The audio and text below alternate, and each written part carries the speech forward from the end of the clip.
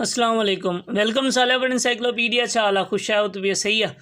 हाणे पाण एक्सरसाइज में प्रॉब्लम कंदासीं 2.2 जेको आहे। हिन में छा थो चए त हिकु इलेक्ट्रॉन जो मायो 9.11 इंटू 10⁻³ -31 किलोग्राम है। मतलब पान के मास मिलल आहे, बाक़ी छा में किलोग्राम में। उनके ग्राम मिलीग्राम ऐं माइक्रोग्राम, ग्राम मिलीग्राम ऐं माइक्रोग्राम में तब्दील करनो। सफ़ा 16 ही पान डेटा कलेक्ट कई है, ॾिसी वठो साॻी डेटा है। मास मिलियल आहे केजी में, हिन के पाण के हिन साॻे मास के ग्राम में भी शो करनो आहे, मिलीग्राम में भी ऐं माइक्रोग्राम में भी। सही थी। सभिनी खां पहिरियों छा आहे त मास के ग्राम में शो करनो। पाण साॻई जेका रूल्स रेगुलेशन उन्हनि खे फॉलो करनो। वॾे यूनिट खां नंढे यूनिट ॾे शिफ्ट थियूं पिया, वॾे यूनिट खां नंढे यूनिट ॾे शिफ्ट थींदासीं त पाण खे छा करिणो आहे? ज़रब करिणो। जीअं पाण कलाक खां मिंटनि में मिंटनि ॾे जॾहिं शिफ्ट थींदा आहियूं, चेंज कंदा आहियूं कलाकनि खे मिंटनि में, त पोइ पाण 60 सां ज़रब कंदा आहियूं। ईअं ई पाण हिते ज़रब करिणो आहे। छा में बाबा? मिलीग्राम में शो कर, ग्राम में शो करनो। ग्राम घणा थींदा ही जेको आहे पहिरियों पाण खे ख़बर हुअणु खपे त हिकु केजी में घणा ग्राम आहिनि? 1000 ग्राम। जेको 1 kg वारे वटे ते जेको वटि हूंदो आहे हुन ते लिखियलु हूंदो आहे त 1000 ग्राम। 1 kg भी लिखियलु हूंदो आहे 1000 ग्राम। ही थियो।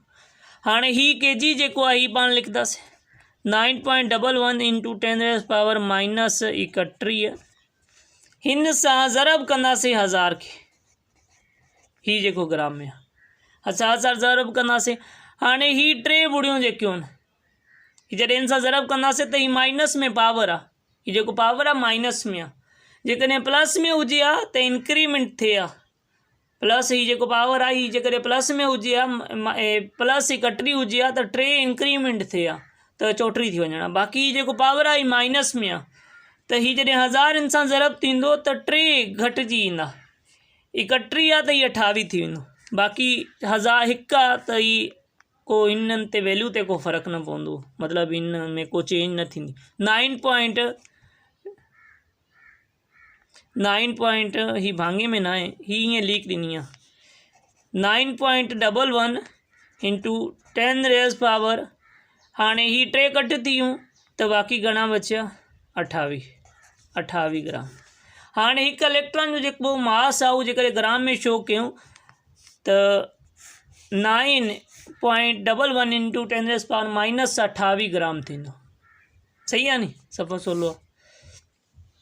हाणे साॻई मास आहे, हिन के पाण छा में मिलीग्राम में शो करिणो। मिलीग्राम हिते भी वॾे यूनिट खां मतिलबु केजी खां मिलीग्राम में पाण नंढे यूनिट ॾे शिफ्ट थियूं था त हिते भी पाण खे ज़रब ई करिणो पवंदो। पाण खे ही ख़बर हुअणु खपे त 1 kg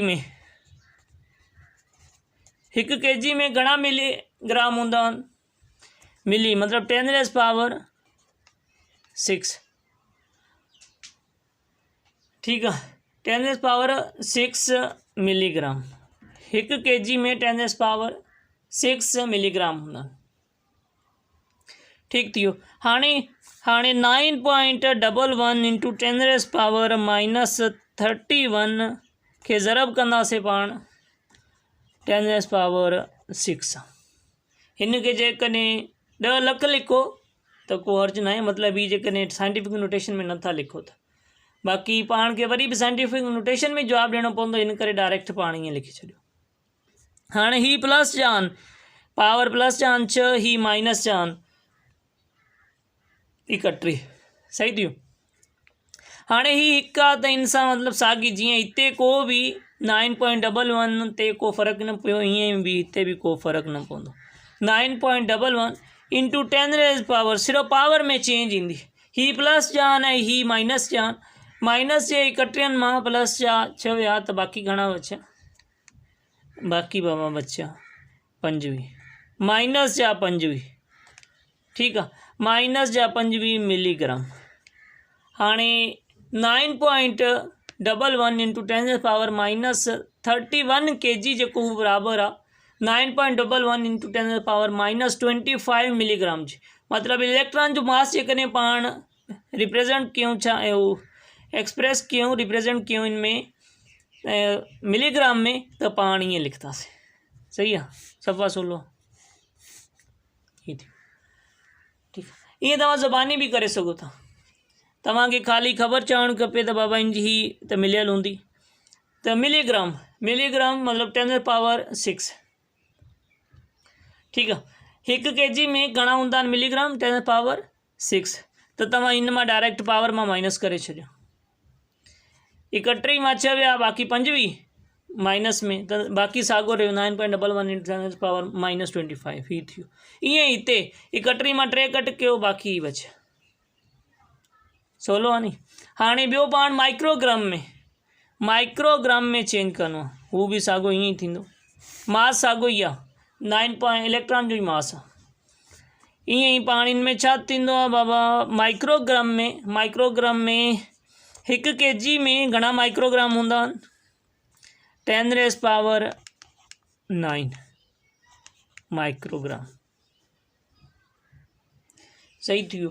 हाणे साॻियो ई 9.11 इंटू 10⁻31 खे ज़रब करिणो आहे 10⁻9 सां। ठीकु आहे, हीउ जेको माइक्रोग्राम वारो हिन में साॻी तरह हिन में 9.11 में को चेंज न ईंदी। ठीकु आहे, सिर्फ़ु पावर में चेंज ईंदी। हाणे माइनस जा 31 आहिनि ऐं प्लस जा 9 आहिनि, बाक़ी घणा बचिया? बाक़ी बचिया 22।